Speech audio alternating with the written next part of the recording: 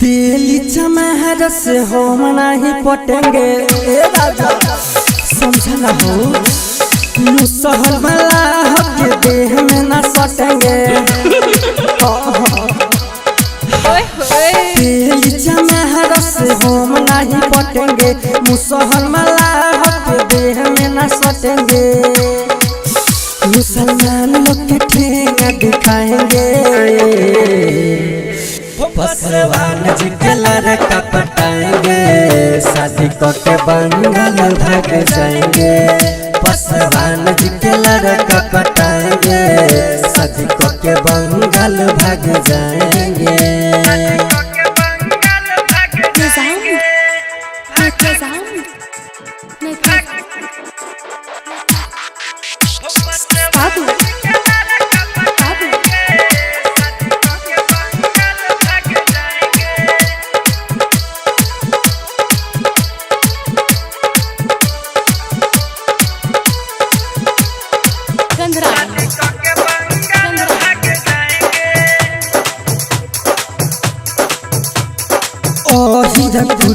के गोइल रंगदारिया गोइल देखो बसवान जी के बारी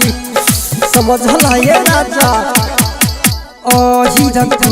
के गोइल रंगदारी आ गोइल देखो बसवान जी के बारी उन्हीं पे चढ़ली जवानियां लुटाएंगे ठाकुर बबुआ से अब न डराएंगे तुम्हारा दुनिया को हम लाचाएंगे पसवान जी के लड़का पटाएंगे शादी करके बंगाल भाग जाएंगे पसवान जी के लड़का पटाएंगे शादी करके बंगाल भाग जाएंगे